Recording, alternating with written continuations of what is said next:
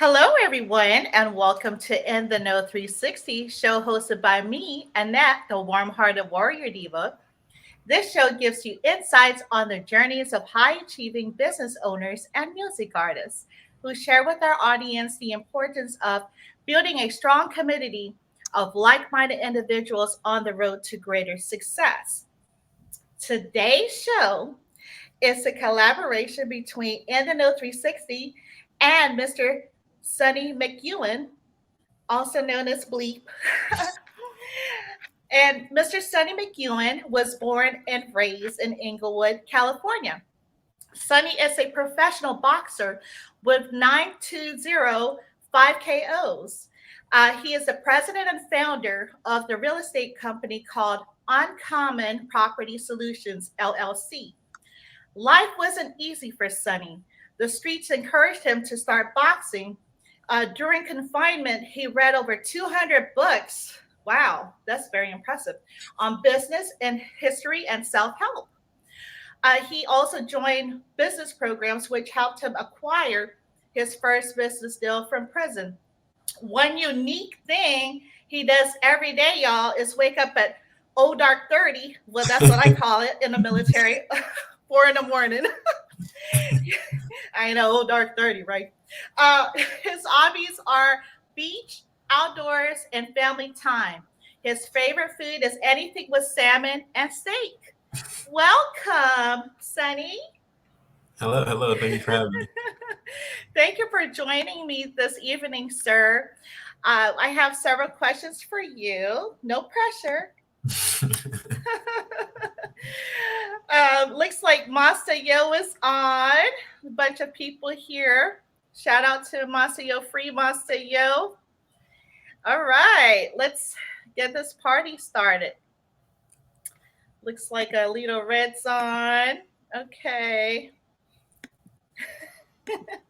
Thank you, everyone. It's a lot of feed coming through.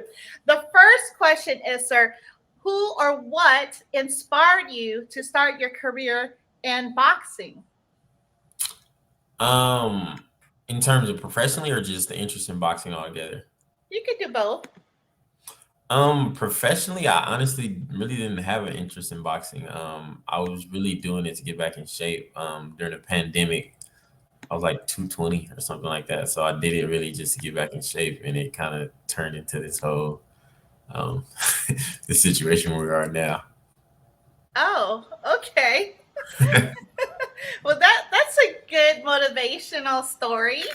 Uh, that is too funny. It sounds like my podcast talk show. I did it for therapeutic reasons, Uh-huh. and here we are.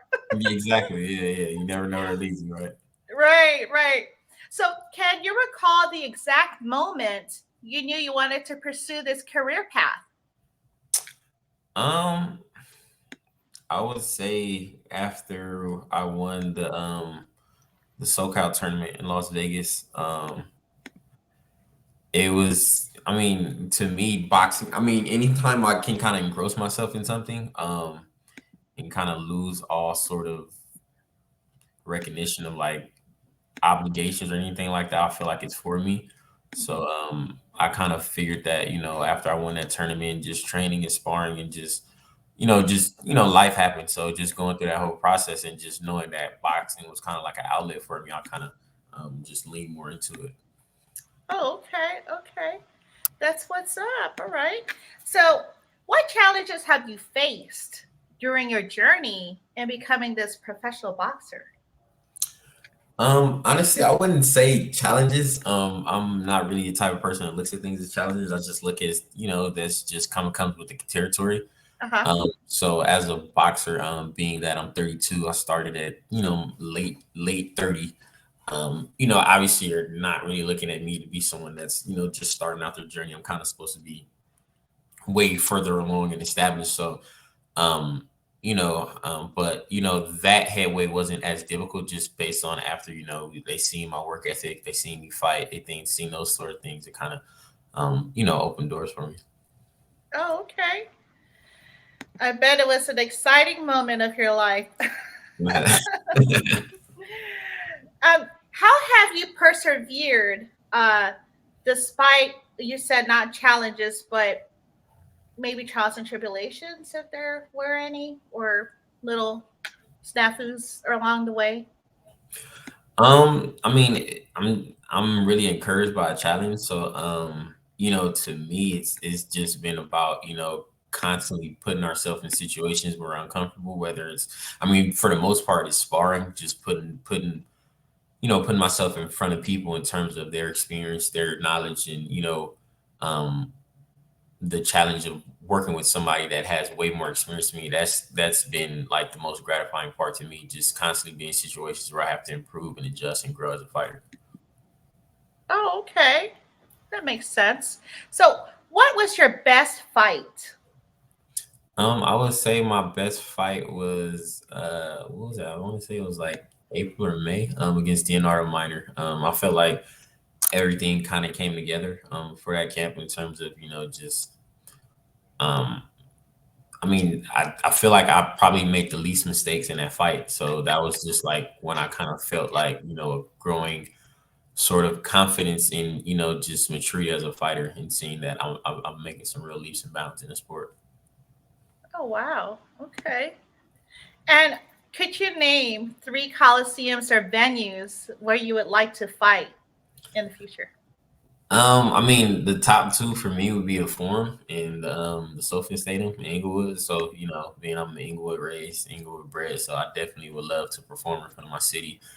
I mean, obviously, you want to get to that.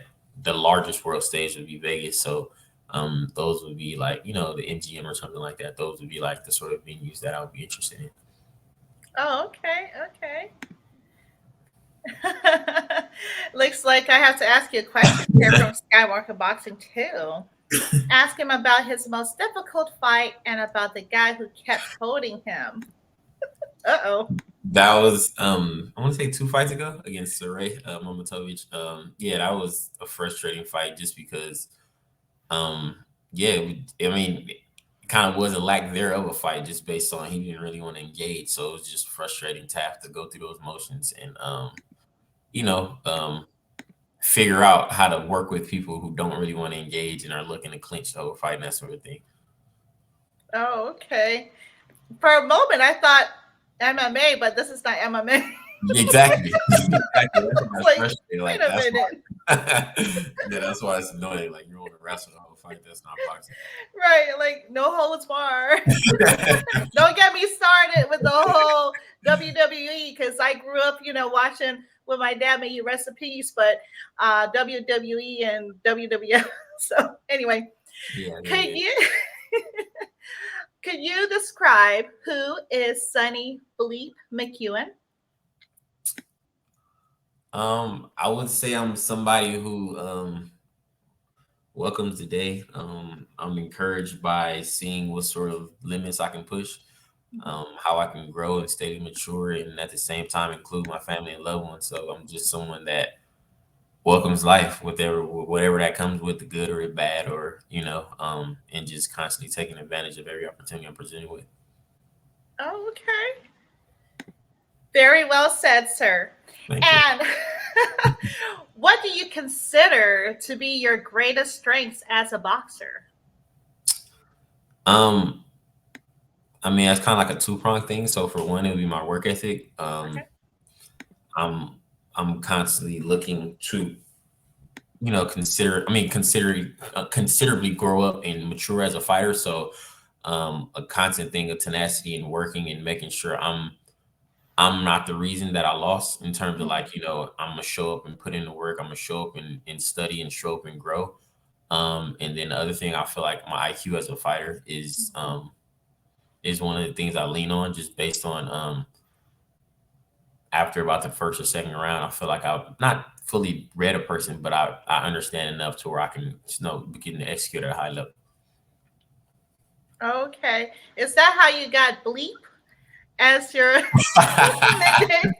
That was from past life as a kid, man, in the streets. Being in Inglewood and stuff like that. So that was my moniker in the streets, Bleep.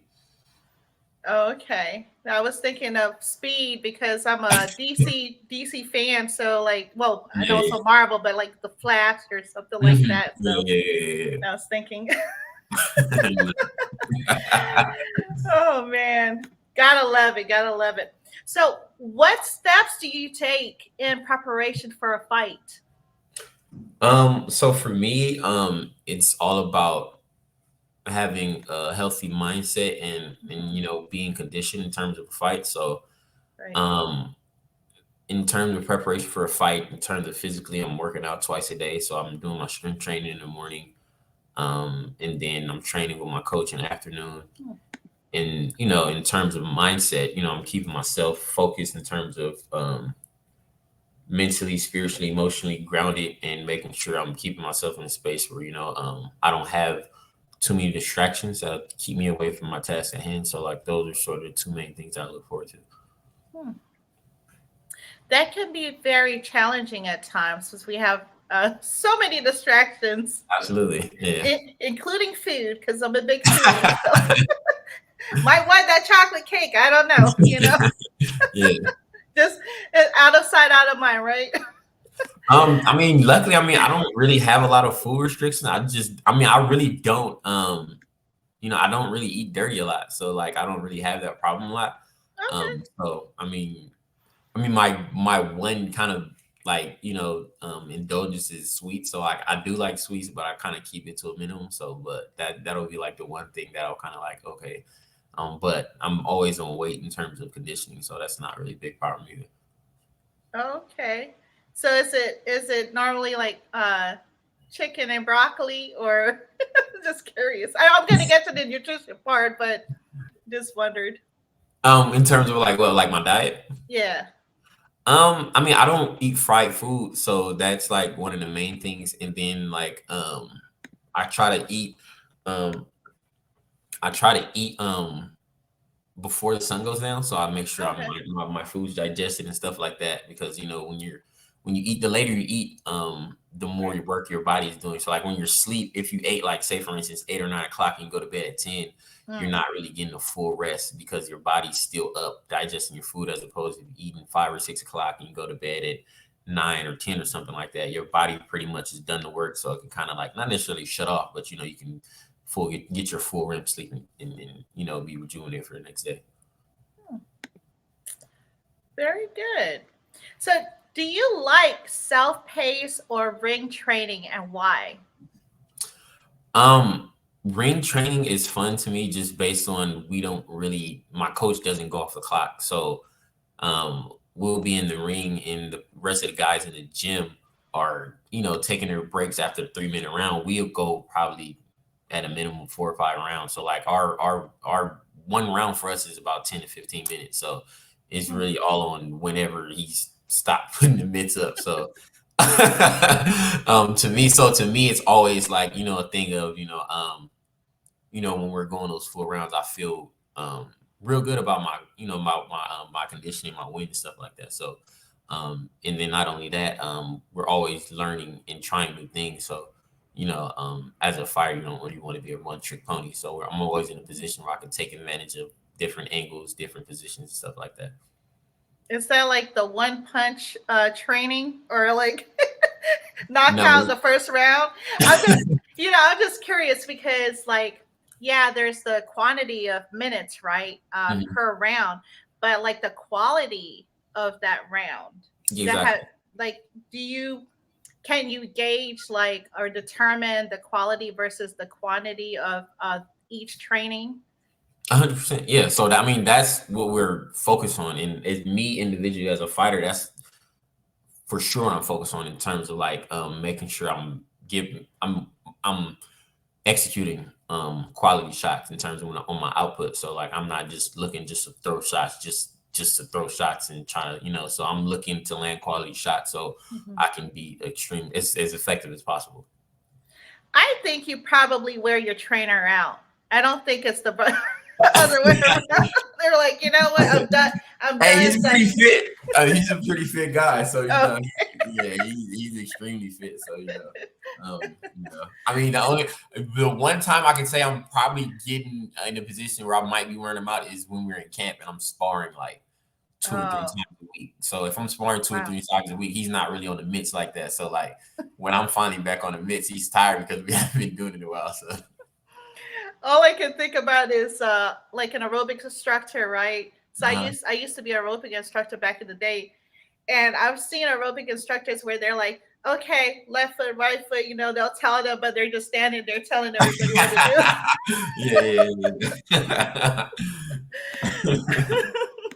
So he doesn't do that though, right? He's like, Nah, I mean, I do okay, bag work, but we're on the mix a lot just based on, I mean, we're kind of like fighting. It's just I'm hitting the mitts as opposed to hitting him. He's throwing punches at me. He's trying to do damage. So yeah, it's very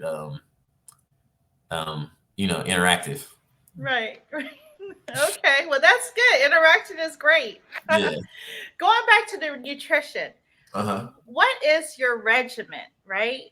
For nutrition purpose, and then also what's your go-to snack or snacks? So nutrition, I drink a shake. I want to say probably I break my fast probably like I'm kind of late, probably like 10, 11 in the morning. So like Okay. I get up at 4, I do my meditations, I do my, my affirmations and stuff like that. And then I go to the gym. And then I have my call, with my real estate partners. And then from there, I'm kind of, getting things together for the day. And I usually have a shake around 10, 11 o'clock. So it's like, mainly nutritional based stuff like peanuts, almonds, sea moss, Hmm. um, ginger, broccoli, spinach, blueberries, bananas, that sort of thing. So it's like, and that kind of holds me over. I go back to the gym at 12 and do my boxing training, Right. and then I'll have dinner. Later on that night, it'll probably be something grilled like chicken or steak or something simple like that or salmon. And that's pretty much my nutrition on a daily basis. And as far as a snack, I mean, I might snack on like some chips or something like that, or some candy here and there. But for the most part, that's pretty much what my diet is on a daily basis. Oh wow. So dinner doesn't concise like there's no vegetables with your dinner. Yeah, Just no, yeah, for oh sure. Like, so like one of the things I heard that's the reason why I've kind of been kind of putting my vegetables in my shakes is because they say that when you boil vegetables past a certain degree, you kind of take out all the nutrients from it. So it's kind of like, yeah. you're kind of doing yourself a disservice. So for the Hmm. most part, I like to get my veggies in my shake just based on, Hmm. I'm getting 100% of the nutrients out of it because it's not Right. boiled or steamed or anything like that. So I still do eat it at dinner, but for the most part, that's when I try to get the most of it from my shakes. Oh, okay. Quick question: do you know any of vegan boxers, like boxers that are vegans? Just Well, curious. I see some guys out here, yeah. So a couple guys that I know that are vegan, they tell me that their recovery is a bit faster. Mm, In terms of like from the workout or after their fights and stuff like that, just based on they're on a 100% vegan diet. So I'll do it here because I do these cleanses. right. Like cleanses that I do is it's like detox where you're doing like a gut cleanse and like a pore cleanse. So like during that time you go vegan for like 2 weeks. So like I'll do that, Mm, but yeah, I've never really done anything past I want to say 3 weeks on vegan. right. As far as a full time thing, I've never done that. Yeah, I hear the different controversies between vegan, vegetarian, and just meat carnivore Hmm. type of diet, and it's just really interesting because I know, like for instance, kale is packed with protein Yeah. supposedly, Uh-huh. and definitely getting that in your shakes. That's a very good for Yeah. you. For sure. Yeah. 100%. I'm a flexitarian. Look, so so somebody told me I'm a flexitarian. Like, sometimes I'm a vegetarian, a vegan, or Yeah. carnivore one week. So Yeah, Lito, the reason that the guy that it's a guy named Dr. Holistic. The reason he said we should go vegan is because, you know, a lot of the meats and stuff that we eat have a lot of the toxins that kind of get in our system. So if you're kind of going vegan, you give your gut a chance to you know, clear everything out, and you kind of come anew, you know, when we start doing the damage again. Yeah, I know, right? Uh, Wait, at least you do intermittent fasting. So Mhm. I do that as well, and that's Mhm. wonderful, most Exactly. definitely. Yeah. Uh, think back to a situation, right, when Uh-huh. it was difficult to meet the boxing requirement deadlines. For instance, license, getting your license, or being tip top shape for your weigh-in. What Mhm. did you learn from that experience? Um, Actually, the fight I had with Dino was actually kind of like the most rigorous in terms of having to make weight. I actually train with, so I usually never train with a sauna suit. I saw that camp. I trained with a sauna suit, and I made weight, but you know, it's just I just learned to kind of just now I'm kind of just staying on point. Whether I have a fight lined up or not, just based on I'm not the type of person that likes to kind of like crash and do things, and like I'm the type of person like I like having preparation, having a timeline, and you know, like I don't have a problem finishing something on the timeline, but I would rather be in positions where I'm like, okay, I have more than enough time to get it done, and you know, it's not really a threat for me to do it. So Mhm. that was definitely one of those situations for me. Oh, okay. Um, and can you share an experience illustrating how your communication style makes you an effective boxer? Um, can you go into a little more detail about that? I know what you mean. So, so basically, right? I guess this could be a two-part question. Hmm. One is how you communicate with your coach, Hmm. and during, like, before the actual fight, and then, like, training, what have Hmm. you, and then during the fight. Do you have like these codes, like, Hmm.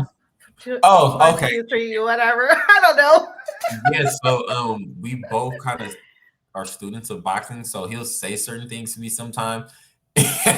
And we've been in sparring sessions with people, and like he'll say certain things, and somebody else will just call something else out because they don't know what he's saying. Like there's certain moves that we use that he'll call out, and then like just for instance, like one day he was just like, do the arrow spins, and then another fight like he told his fight like do the Terrence Crawford. And so like we just have I mean they didn't know yeah, so Oh God. we definitely have our a unique way of communicating just based on we study fighting, we study boxing. Um yeah, so Okay. definitely. I don't know. Something came. So okay, I'm a joker, so you Okay. have to excuse me. I I was thinking, like, a phrase that I don't know if you ever heard it, but I was thinking like hooty hoo.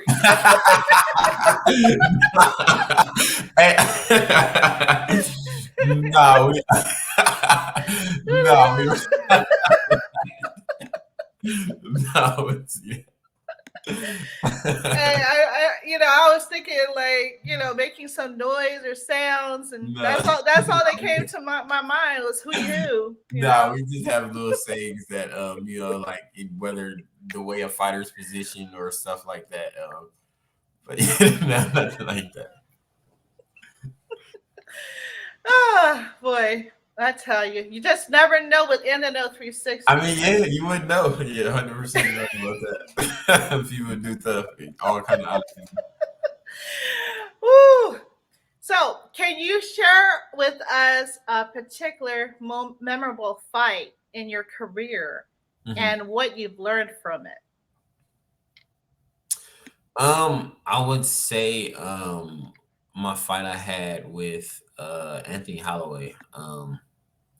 I was frustrated a lot just based on he was on his back foot a lot. He was kind of like running.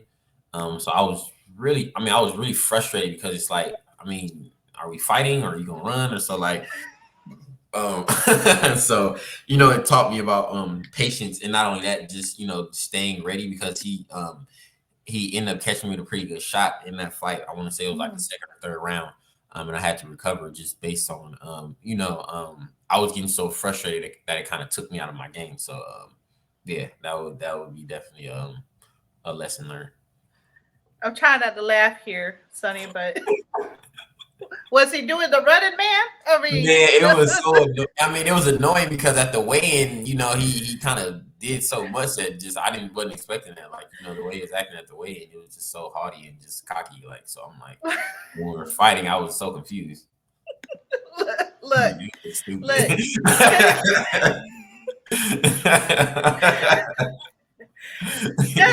Just thinking about running around in the ring just made me tired just now. Yeah, So, that was extremely annoying. I just was like, this is annoying. well, at least we know he can do the running man, so that's good. How did you stay motivated before, during, and after your fight? Before, I mean, I would consider myself, I wouldn't say a workaholic, but I definitely I enjoy the fruits of my labor. Um, so like before the fight, I'm like I said, I don't ever want to be the person that, if someone was commentating on the fight, they're like, yeah, he's just not prepared, or he's not. So like that, and then personally, I'm the type of person like I want to be prepared for whatever sort of Mm-hmm. situation I have in front of me. So in terms of preparation before the fight, that's definitely something that I'm always cognizant of, like um and I feel it just in with the relationship I have with my coach. He knows me so well. It's like, he can tell where it's like you're not really going at the rate that I know you're capable of. So that's definitely something we're always ready for before the fight. Um and Yeah, just being dialed in, zoned in, and especially when we get to sparring.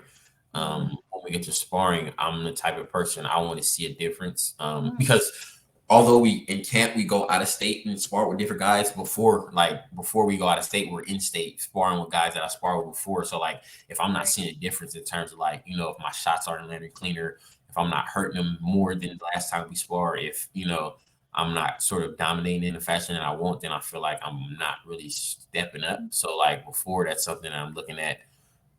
During, um, I'm to me, is I'm so interested in boxing because for one, it's like a mental chess match, but for two, Mm-hmm. it's really like a war of attrition and dominance of a will. So I'm like, we put each other in this position to see who's going to dominate. So during, I'm looking to dominate whoever my opponent is.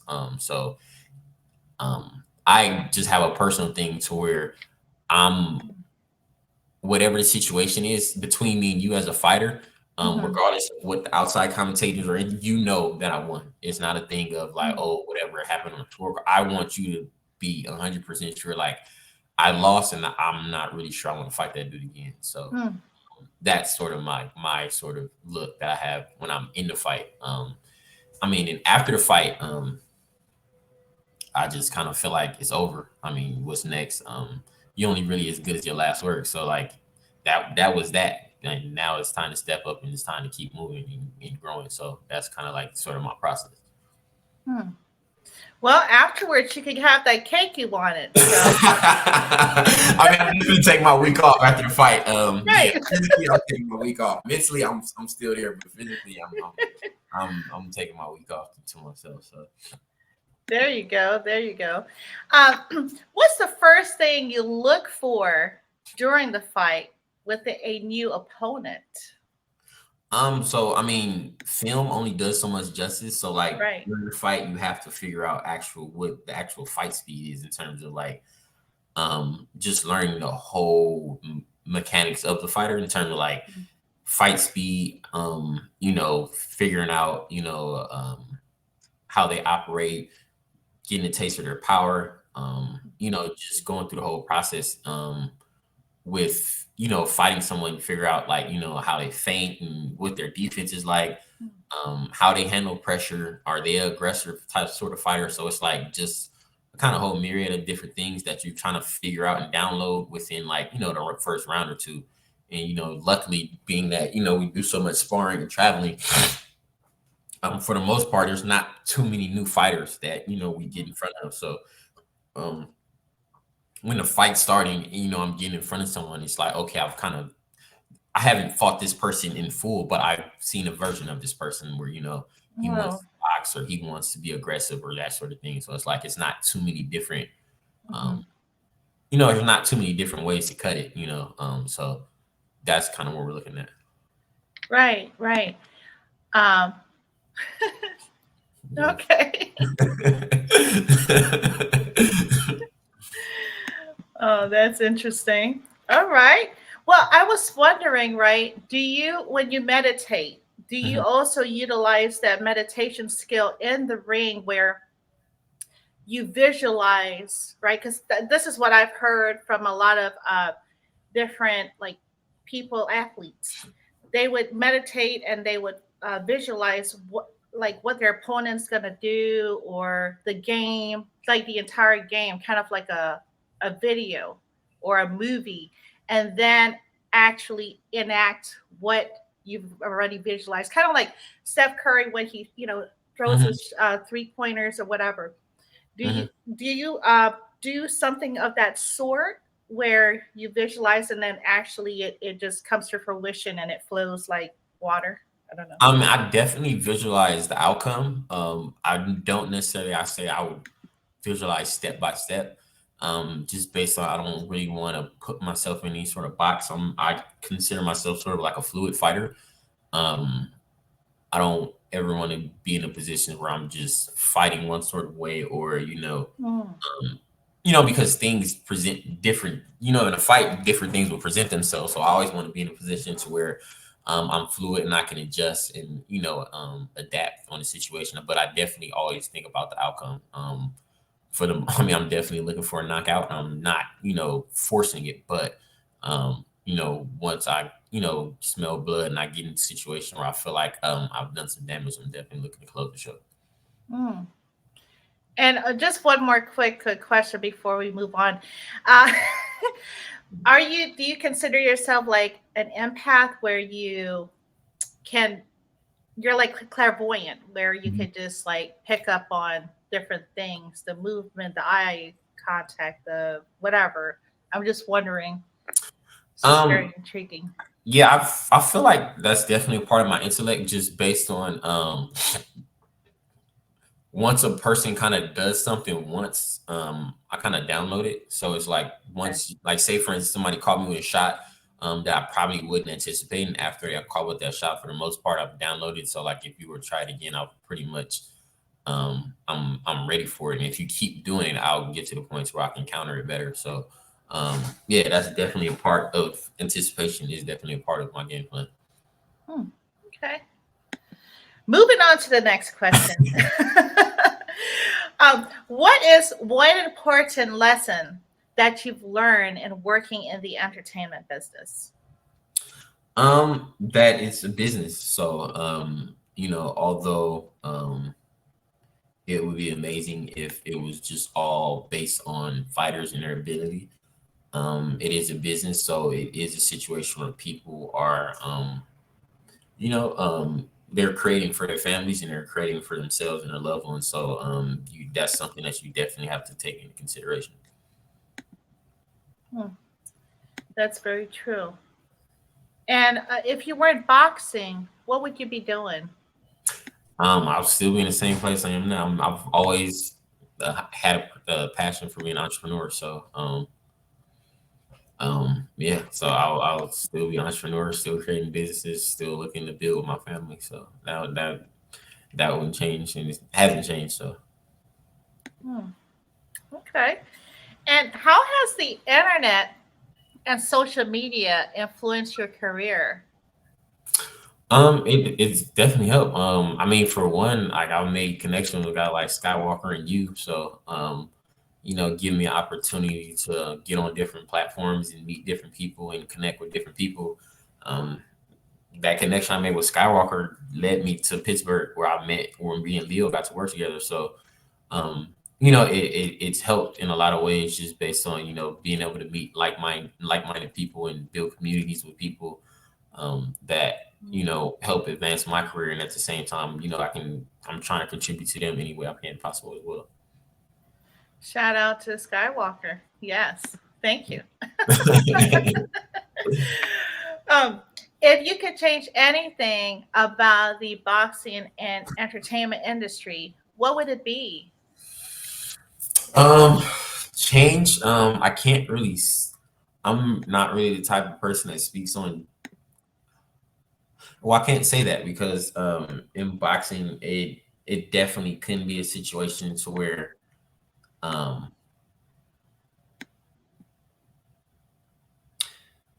the focus can be a little more about fighting, but I do understand why that can 100% be the case because there's a whole phenomenon that comes around that. So although the end result is the fight and the fighters, there's the whole phenomenon of creating the media, creating the buzz, creating the people have to Yeah, actually put up the money for the venues and stuff like that. It's not a free right. situation. So um yeah, that would just be something that'll have to be probably brainstormed on a little bit better. But I understand the gist of it and why certain things take place the way they do because like I said, it's not a free situation. People Yeah. are gathering and putting in their resources to make these things come to life. So yeah, it's kind of one of those conundrums where you can't really do much about it.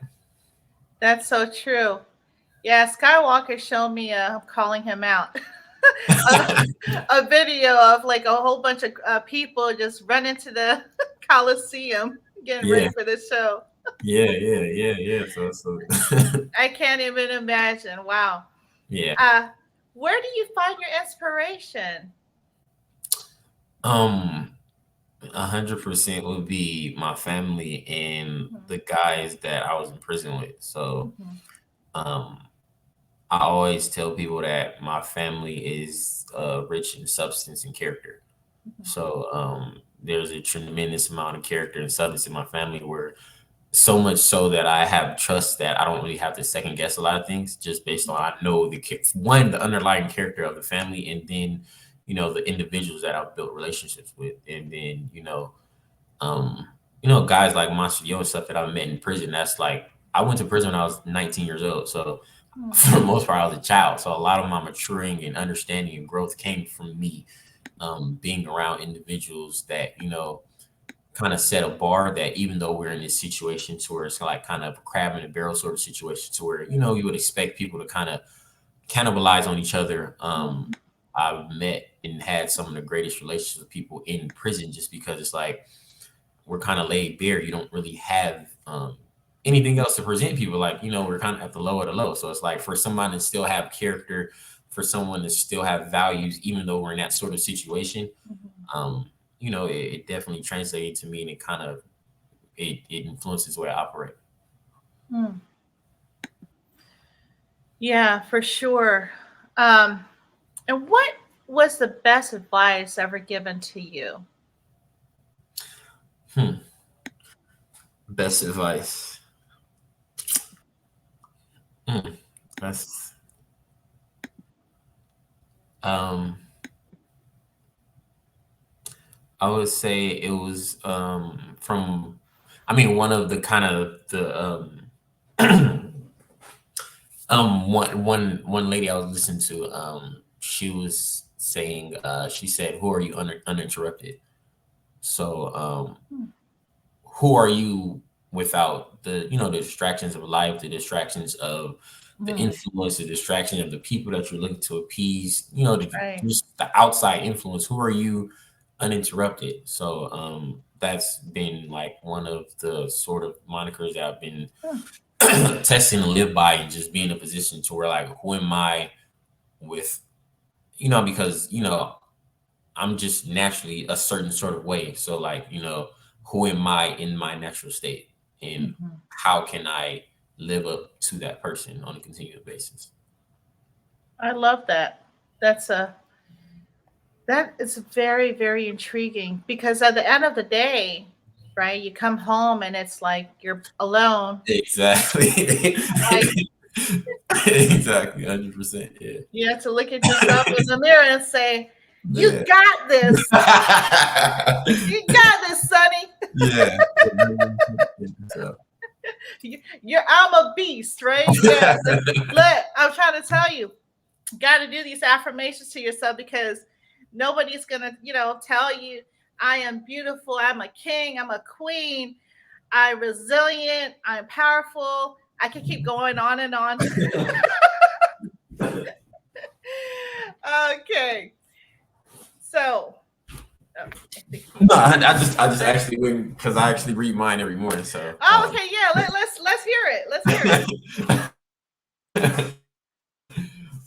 so I mean, my main affirmation every morning is the purpose of my life is to be an inspiration to anyone that comes from self limitation, be accountable and put forth love in the people I'm fortunate enough to cross paths with, to remain a magnet for attracting prosperity and abundance, to remain perseverant by continuing to go against the destruction I once represented.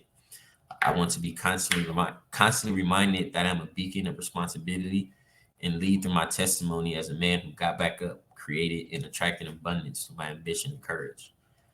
Why am I doing this? It's for my fallen brothers and those that weren't afforded the opportunity to transition into the image that we all foster in our hearts. To those that are watching and I'm in service to and leaving a legacy behind for, that the key to our prosperity is through generational wealth, being men of substance and trailblazers. Mm, that's deep.